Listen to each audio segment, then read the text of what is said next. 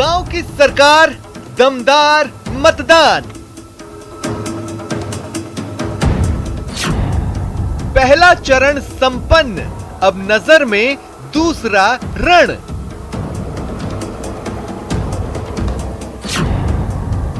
दिग्गजों का दांव, किसको चुनेगा गांव?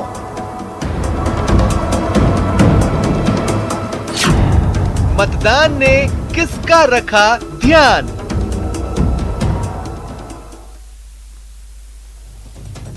नमस्कार, आप देख रहे हैं प्राइम डिबेट। आपके साथ मैं हूं अभिषेक।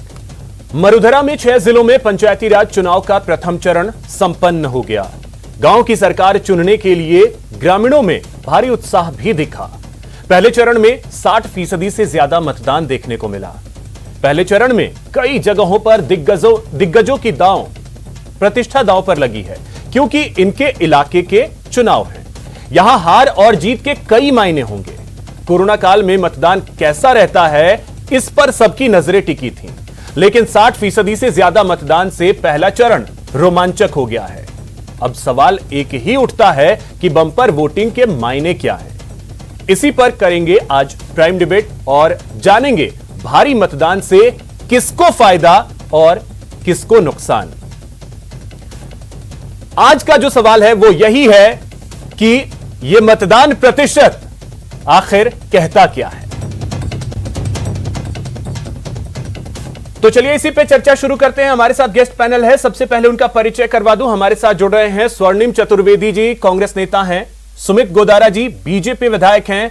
अवधेश आकोदिया जी, वरिष्ठ पत्रकार हैं। और महिपाल महला जी, प्रवक्ता हैं आरएलपी से। सर, आप सभी का बहुत बहुत स्वागत है न्यूज 18 राजस्थान पर। अवधेश जी, चर्चा की शुरुआत मैं आपसे कर रहा हूं। जो 6 जिलों में मतदान हुए हैं, ओवरऑल लगभग 61 और 62% के आसपास वोटिंग हुई है। इस मतदान प्रतिशत को किस तरीके से देखते हैं? देखिए अभिषेक जी, जो मतदान का प्रतिशत आया है उसको ना तो हम ये कह सकते हैं कि इतना ज़्यादा है कि जिससे ये नतीजा निकाला जाए या ये विश्लेषण किया जाए कि ये सत्ताधारी जो दल है, जो सरकार है, उसके खिलाफ कोई मैंडेट है। ना इतना कम है कि जो वोटर है वो पूरी तरह से घरों से नहीं निकला है। एक अच्छा आंकड़ा है और किस तरह के नतीजे आते हैं ये जब रिजल्ट आएंगे तब हमको पता लगेगा। लेकिन जिस तरह का पूरा चुनावी माहौल रहा, दोनों पार्टियों के लिए ये चुनाव महत्वपूर्ण था, क्योंकि जो पहला चरण हुआ था पंचायती राज चुनाव का, उसमें अप्रत्याशित रूप से बीजेपी ने सफलता हासिल की थी। क्योंकि राजस्थान में ये ट्रेंड रहा है कि जो पार्टी सरकार में होती है उसको पंचायत चुनावों में बढ़त मिलती है। लेकिन इस ट्रेंड को तोड़ते हुए पिछला जो चरण था पंचायत चुनाव का, उसमें बीजेपी ने अच्छा प्रदर्शन किया था और कांग्रेस पिछड़ गई थी उसमें। तो दोनों ही दलों के लिए चुनाव महत्वपूर्ण है। कांग्रेस के लिए इस लिहाज से कि जो पिछले चरण में उससे कमियां रहीं, जो प्रदर्शन रहा उसको सुधारा जाए, और बीजेपी के लिए इस लिहाज से कि जो पहले चरण में प्रदर्शन किया उसको बरकरार रखा जाए। तो दोनों ही पार्टियों के लिए ये जो चुनाव है वो महत्वपूर्ण है। तो जिन जिन क्षेत्रों में चुनाव हुए हैं, चाहे जयपुर हो, जोधपुर हो, दौसा हो, भरतपुर हो, सवाई माधोपुर हो, क्या ये माना जाए कि इन ग्रामीण क्षेत्रों में जिस तरीके का वोटिंग ट्रेंड रहा है आज का, सरकार के काम से ना तो ज्यादा खुश हैं ना ही ज्यादा निराश हैं? जी अभिषेक जी, देखिए जो वोटिंग परसेंटेज है उससे जो ट्रेंड रहता है आमतौर पर, यदि बहुत ज्यादा वोटिंग होती है तो ये माना जाता है कि सरकार के खिलाफ वोट पड़ा है, और कम वोट पड़ता है तो इसका मतलब ये लगता है कि लोगों को पता है कि जो नतीजा है वो क्या रहने वाला है। तो लोग आमतौर पर घर से बाहर नहीं निकलते हैं वोट डालने के लिए। लेकिन जिस तरह का ये आंकड़ा आया है, मेरे हिसाब से ना तो ज्यादा है ना कम है।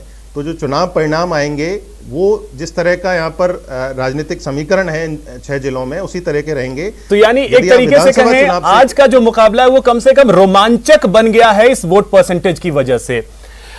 सुमित गोदारा जी, मैं आपके पास आ रहा हूं। अब देखिए, जैसा अवधेश जी ने भी कहा, और पिछला जो चुनाव था पंचायत चुनाव का पहला चरण, उस वक्त बीजेपी को सफलता मिली थी। आज के वोटिंग परसेंटेज को देख करके बीजेपी उत्साहित है या असमंजस की स्थिति बन गई है बीजेपी के लिए?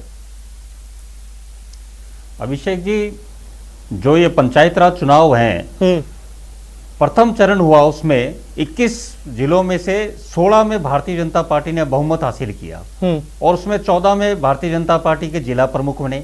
अजमेर और बूंदी में जरूर क्रॉस वोटिंग से हम प्रमुख नहीं बना पाए, बाकी 21 में से 16 जगह भारतीय जनता पार्टी को बहुमत हुआ। और ये इस वजह से हुआ, इसके कई कारण रहे, उसमें सबसे प्रमुख कारण ये रहा कि भारतीय जनता पार्टी का नेतृत्व ग्रामीण क्षेत्र से आ रहे सतीश जी पूनिया जो प्रदेश अध्यक्ष हैं, उनके मार्गदर्शन और उनके नेतृत्व में राजस्थान की जनता ने भरोसा जताया और भारतीय जनता पार्टी को ग्रामीण क्षेत्र में कभी इतनी सफलता नहीं मिली, इतनी अभूतपूर्व सफलता मिली। और जैसे अकोदिया साहब कहते हैं, हमेशा यही परंपरा चली आ रही थी कि जिसकी सत्ता होती है वही ज्यादातर जगह जीतता है, पर यह पहली बार हुआ।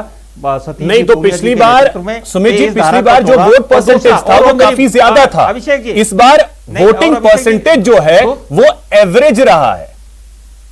नहीं वो अच्छा, और दूसरा बात मैं आपको और कहूं अभिषेक जी, जिस तरह राजस्थान में पंचायत राज जो कि लोकतंत्र में सबसे मजबूत कहें रीढ़ की हड्डी है, उसको इस अशोक गहलोत जी की सरकार ने तार तार कर दिया। आप देखिए जनवरी 2020 में पंचायत राज के चुनाव ड्यू थे, आज 20 महीने बाद भी 6 जिलों में हम चुनाव कर रहे हैं और 6 में बाकी रहेंगे। तो आप देखो रहेगा क्या कि पंचायत राज का सत्यानाश इन्होंने कर दिया। सत्यानाश ऐसे कि लगातार जब भी सरकार कोई आएगी तो 5 साल लगातार चुनाव ही चलते रहेंगे राजस्थान में। इससे राजस्थान को विकास की गति में कितनी बाधाएं आएगी इसकी आप और हम कल्पना नहीं कर सकते।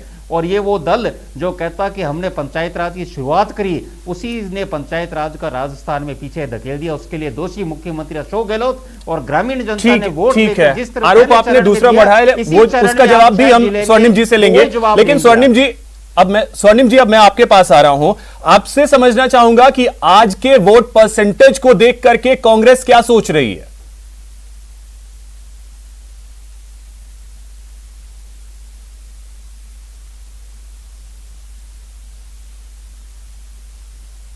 स्वर्णिम जी आवाज मिल रही है आपको मेरी?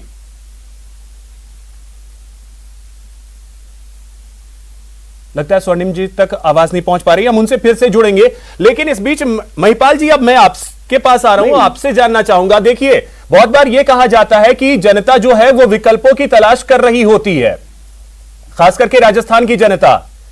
आपको लगता है कि इस बार आप विकल्प बनने जा रहे हैं? देखिए सर, हर पॉलिटिकली पार्टी अभिषेक जी चुनाव लड़ती है वो ये सोच के चुनाव लड़ती है कि हम लोग तीसरा विकल्प बनने का काम करेंगे या मुख्य विपक्षी दल बनने का काम करेंगे। अब कौन बनेगा कौन नहीं बनेगा ये तो रिजल्ट पे डिपेंड करता है। पर एक बात से मैं सुमित जी की बात से सहमत हूं और मुझे लगता है कि सारे लोग इस बात पे एक राय होंगे कि चुनाव जो 21 जिलों में चुनाव करवाए थे वो सारे प्रदेश के 33 जिलों में यदि चुनाव हो जाते तो कहीं ना कहीं प्रदेश में वापिस मुख्य धारा में जो सरकार बैठी है उनको एक काम करने का मौका मिलता। आप 19 महीने से प्रदेश के मुखिया 19 बार भी सीएमआर से बाहर नहीं निकले और बार बार कभी शहरी निकाय के चुनाव, कभी पंचायत राज के चुनाव, कभी नगर निगम के चुनाव, और अब भी 6 जिलों में चुनाव पूरे नहीं हो रहे हैं, 6 जिले और बचते हैं। तो कहीं ना कहीं मुझे ये लगता है कि अपनी आपसी ये फुटबॉल की वजह से प्रदेश की जनता को इसका नुकसान हो रहा है। रही बात राष्ट्रीय लोकतांत्रिक पार्टी की, तो राष्ट्रीय लोकतांत्रिक पार्टी ने हर चुनाव लड़ा है पार्टी बनने के बाद, चाहे शहरी निकाय के चुनाव हो, चाहे नगर निगम के चुनाव हो, चाहे पंचायत राज के पिछले 21 जिलों में जो चुनाव हुए वो हो, चाहे अब चुनाव हो। अब नतीजे क्या रहते हैं, हम तो हमारे विचार को लेकर और अपने मुद्दों को लेकर प्रत्येक गांव और ढाणी तक अंतिम छोर पे बैठे हुए व्यक्ति तक राष्ट्रीय लोकतांत्रिक पार्टी अपनी बात पहुंचाने का काम कर रही। महिपाल जी, ये तो जो कहते हैं ना कि जिस तरीके से आज एवरेज वोटिंग हुई है उसी तरीके से एवरेज आंसर देकर के आप बच करके निकल गए। लेकिन मैं आपसे ये समझना चाह रहा हूं, निकल नहीं रहा हूं मैं, तो इस बहस को सार्थक दिशा की तरफ लेके जा रहा हूं, निकल नहीं रहा हूं। वोटिंग जो है डिले हुई, चलिए वो अलग पहलू है, लेकिन इसमें तैयारी का मौका तो आपको और मिल गया ना। इस लोकतंत्र की खूबसूरती है। मैं तो ये चाहता था कि ये वोटिंग 80% से ऊपर जाए। प्रत्येक नागरिक 18 साल से ऊपर की व्यक्ति, प्रत्येक नागरिक जिसको मत देने का अधिकार है वो घर से बाहर निकलकर पोलिंग बूथ तक जाए। मैं तो ये चाहता हूं, पर मेरे और आपके चाहने से नहीं होता। एवरेज इन वोटिंग रही है, ये बहुत खुशी वाली और गम वाली बात भी नहीं है। पर राष्ट्रीय लोकतांत्रिक पार्टी की मैं बात कर रहा हूं, मजबूती से उसने चुनाव लड़ा है, मुद्दों को लेकर चुनाव लड़ा है। और ये जो चुनाव है सर, ये कोई नेशनल इश्यूज और स्टेट इश्यूज के चुनाव नहीं है। यहाँ बहुत सारे लोकल मुद्दे तो नेशनल क्या इंटरनेशनल मुद्दे आ जाते हैं इस चुनाव में भी। अरे सर, मुद्दे तो इंटरनेशनल आ जाते हैं सर। ठीक है, अब स्वर्णिम जी, ज्यादा भूमिका जो है वो लोकल मुद्दों की रहती है लोकल चुनाव में। ठीक है, बात को आप ही समझते हैं। स्वर्णिम जी, आवाज मिल रही है आपको मेरी? हाँ बिल्कुल सुमित, आ रही है आपकी आवाज। जी जी सर, अभिषेक बोल रहा हूं। और स्वर्णिम जी देखिए बीजेपी की तरफ से भी और आरएलपी की तरफ से भी आरोप तो यह लगे कि चुनाव डिले करवाया गया। चलिए ठीक है, उसका जवाब तो मैं आपसे लूंगा, लेकिन साथ ही आपसे यह जानना चाहूंगा कि आज के वोटिंग परसेंटेज को देख करके कांग्रेस क्या सोच रही है। 61 से 62% के आसपास 6 जिले में वोटिंग परसेंटेज रहा है। देखिए अभिषेक जी, निश्चित रूप से हम आश्वस्त हैं क्योंकि सभी जिलों में और भारी बहुमत के साथ हम ये चुनाव जीतने वाले हैं, क्योंकि जिस प्रकार से हमारी सरकार ने अभी कोरोना काल में प्रबंधन किया, राहत पहुंचाई, लोगों को इलाज करवाया, इसके अलावा जो मुद्दे हैं वो है महंगाई का, पेट्रोल डीजल रसोई गैस के जो दाम बढ़े हैं, किसानों के साथ जो भेदभावपूर्ण रवैया केंद्र सरकार द्वारा अपनाया जा रहा है, उनका आंदोलन चल रहा है लेकिन बातचीत नहीं की जा रही, ये सभी मुद्दे हैं और इन्हीं मुद्दों को लेकर के भारतीय जनता पार्टी को आज की ग्रामीण जनता जवाब देगी। और निश्चित रूप से जो आप ये देखिएगा कि अभी बात कर रहे थे कि चुनाव डिले करने वाली, तो मैं ये पूछना चाहता हूं, हमारे प्रदेश में राज्यसभा चुनाव होने थे, राज्यसभा चुनाव क्या केंद्र सरकार ने डिले नहीं किए और हमने नहीं किए? ये तो चुनाव आयोग का काम है, चुनाव आयोग ने चुनाव करवाए और हमने उसमें जो भी हम कहना चाहिए गवर्नेंस करनी थी वो हमने की। और निश्चित रूप से ये वो भारतीय जनता पार्टी है, जब कोरोना की महामारी पीक पर थी, 2.5 लाख लोग मरे जिन 2 महीनों में, उन 2 महीनों में भारत के प्रधानमंत्री और गृह मंत्री, इनका चेहरा किसी ने नहीं देखा और नेशनल न्यूज़पेपर्स में, इंटरनेशनल न्यूज़पेपर्स में छपता था कि लापता प्रधानमंत्री, और ये हमारे मुख्यमंत्री थे जो प्रबंधन करते करते कोरोना से पीड़ित हो गए, संक्रमित हो गए, उसके बावजूद भी कार्य करते रहे। इसका श्रेय स्वर्णिम जी, जीत का तो दावा आपने कर दिया, मीडिया ने दिया, सारी दुनिया ने दी। स्वर्णिम जी, जीत का तो दावा आपने कर दिया, आधार क्या है जीत ये इस दावे का? क्योंकि पिछली बार भी दावा किया था और पिछली बार झटका लगा था कांग्रेस को। देखिए हमने ये बात सही है कि जिला परिषद के चुनावों में हम हारे थे लेकिन पंचायत समितियों में हम जीते।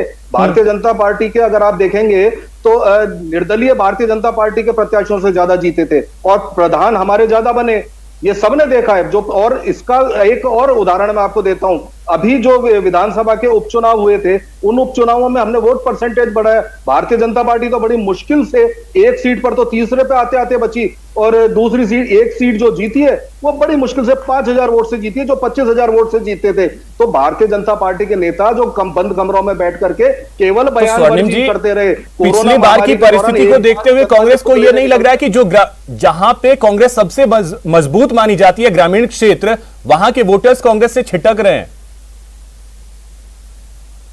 देखिए मैं आपको बता रहा हूं, जब परिणाम आएंगे भारतीय जनता पार्टी को बहुत बड़ा झटका लगने वाला है। और कांग्रेस पार्टी, क्योंकि हमने पूरे कोरोना काल में हमारे कार्यकर्ता एक एक गांव ढाणी में लोगों की सेवा के लिए निकले। चलिए ठीक है, बीजेपी को झटका लगने वाला है। तो सुमित गोदारा जी, ठीक है, सुमित गोदारा जी, इस बार का जो वोटिंग परसेंटेज रहा है वो असमंजस की स्थिति हर किसी के जहन में पैदा कर रहा है। पिछली बार हाई वोटिंग परसेंटेज था तो यह उम्मीद जताई जा रही थी कि सरकार के खिलाफ हो सकता है, लेकिन इस बार की जो परिस्थितियां हैं बीजेपी के लिए काफी ज्यादा चुनौतीपूर्ण आपको नहीं लग रही हैं? क्योंकि 3 कृषि कानून जो है उसको लेकर के किसान लगातार आंदोलनरत हैं और वो आपके सामने सबसे बड़ी चुनौती है इस चुनाव में। अभिषेक जी, मैं 2 दिन पूर्व मेरा प्रवास जोधपुर में था, मुख्यमंत्री जी के गृह जिले में, और वहां पर आमजन की यही बात थी कि उन्होंने मुख्यमंत्री जी को सिर्फ लोकसभा चुनाव के अलावा जोधपुर में भी नहीं देखा। तो ये बात जो स्वर्णिम जी कह रहे हैं बड़ी असत्य बात, और इनको कहां से ये बात, झूठ और असत्य बात बोलते हैं? क्या प्रधानमंत्री जी और नहीं निकले? अरे प्रधानमंत्री जी तो लगातार सक्रिय रहे हैं, और आप मुख्यमंत्री जी की सिर्फ जब वो वोट लेने जाते हैं सुजानगढ़ साड़ा, तब तो वो वहां सभा करते हैं और बाकी समय वो निकलते नहीं है। तो भाई उन्हें कहो कि वोट भी अगली बार विधानसभा चुनाव में भी वोट वो इसी माध्यम से, इलेक्ट्रॉनिक माध्यम से, जिस तरह से वो डिजिटल टेक्नोलॉजी से कर रहे हैं काम, उसी तरह कर रहे हैं। बाहर क्यों नहीं निकल रहे? पूरे भारत में हर मुख्यमंत्री हर जगह सक्रिय हैं, पर राजस्थान के मुख्यमंत्री कहीं नहीं निकल रहे। 19 बार तो छोड़ो, कहीं नहीं निकले, सिर्फ अपने चुनाव के अलावा कहीं नहीं जाते। और कोरोना से यदि वो राज नहीं चला पा रहे तो दूसरे सक्षम व्यक्ति को राज दें, राजस्थान पीछे नहीं जाएगा। मुख्यमंत्री अपने हट के पीछे राजस्थान को विकास। सुमित जी, आवाज आ रही है मेरी? अभिषेक जी, ये लोकतांत्रिक सही नहीं है। सुमित जी, अगर मुख्यमंत्री सक्रिय नहीं है, कोरोना काल में उन्होंने काम नहीं किया है, तो प्रधानमंत्री ने तारीफ क्यों की थी मुख्यमंत्री की?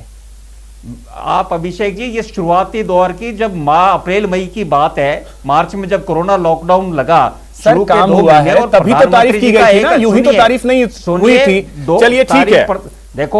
देखो नहीं अभिषेक जी, इसका जवाब यह है कि प्रधानमंत्री जी सबकी तारीफ इस तरह करते हैं कि हौसला बढ़ा रहे। उस समय कोरोना काल में जिस अच्छा, तरह वो हौसला स्थिति बढ़ाने देश के लिए की तारीफ था। और विश्व की चलिए थी, ठीक है। तो हौसला बिल्कुल क्यों नहीं, आज हौसला अफजाई क्यों नहीं ठीक बढ़ाएंगे है, प्रधानमंत्री? ठीक है सर। अब स्वर्णिम जी और महिपाल जी, मैं आप दोनों के पास आ रहा हूं, लेकिन उससे पहले अब अवधेश जी देखिए, इस बार अगर हम परिस्थितियों को देखें तो पिछली बार बीजेपी ने बेहतर जरूर कर लिया था, लेकिन इस बार परिस्थितियां काफी ज्यादा चुनौतीपूर्ण नहीं है बीजेपी के लिए, क्योंकि लगातार किसान जो हैं वो आंदोलनरत हैं और वो बैठे हुए हैं धरने पे कंटिन्यूअसली। देखिए अभिषेक जी, जो पिछला चरण हुआ था पंचायत चुनाव का, उसमें उस समय भी किसान आंदोलन चल रहा था। तो किसान आंदोलन मेरे हिसाब से मुद्दा इन चुनावों में नहीं है। अच्छा, जो स्थानीय मुद्दे होते हैं, जो उम्मीदवार होते हैं, उनकी किस तरह की वहाँ पर पकड़ है, किस तरह का प्रभाव है, ये मुद्दे ज़्यादा प्रभावित करते हैं। हालांकि जो राजनीतिक दल होते हैं वो बढ़ चढ़ के दूसरे मुद्दों को वहाँ पर उठाने की कोशिश करते हैं, लेकिन अल्टीमेटली जो लोग हैं जो वोट देते हैं वो स्थानीय मुद्दों को देखकर, और जो उम्मीदवार खड़े किए हैं पॉलिटिकल पार्टीज ने, उनकी किस तरह की छवि है, उसको किस तरह का संपर्क है, उसको देखकर वोट करते हैं। लेकिन जो दूसरी महत्वपूर्ण बात है, जो पिछला चरण था जिसमें भाजपा को बढ़त मिली थी, कांग्रेस पिछड़ गई थी, ये जो चरण है, 6 जिले जो हैं जिनमें पंचायत चुनाव हो रहा है, ये सरकार के लिए और ज़्यादा महत्वपूर्ण है, क्योंकि इसमें मुख्यमंत्री का खुद का गृह जिला है।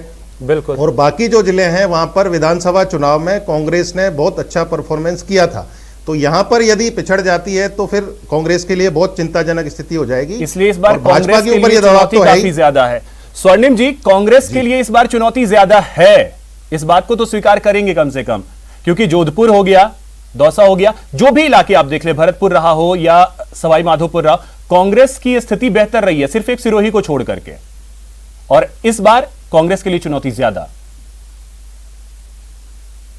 देखिए, कांग्रेस, हम चूंकि सत्ता में है, हम अपना मैंडेट लेके जाते हैं, हमने जो कार्य किया उसको है। अब मैंने आपको बताया जिस प्रकार से हमने सत्ता और संगठन के समन्वय से सेवा की है, उसके आधार पर हम वोट मांगने गए, और निश्चित रूप से प्रभाव पड़ेगा। जो रसोई गैस, डीजल, पेट्रोल के दाम बढ़े, महंगाई बढ़ी, प्रधानमंत्री जी ने जो झूठे वादे किए, किसानों की आय दुगनी करने की बजाय उनको सड़कों पे बिठा दिया, इस बात का प्रभाव पड़ेगा। स्थानीय मुद्दे होते हैं, लेकिन जिस आदमी की थाली से रोटी छिन गई, बेरोजगारी बढ़ रही है, वो युवा और वो किसान और वो गृहिणियां इस भारतीय जनता पार्टी को नकारने वाले हैं। आप देखिएगा परिणाम। और निश्चित रूप से जो हमने कार्य किया, लगातार अपनी जान जोखिम में डाल करके हमारे कार्यकर्ता कोरोना काल में भी लोगों के साथ कंधे से कंधा मिला करके उनके सुख दुख में भागीदार रहे। हम निश्चित रूप से इस पे मैंडेट लेके आएंगे और जीतेंगे। ठीक है, महिपाल जी आप कमेंट करना चाह रहे थे, महिपाल जी बोलिए।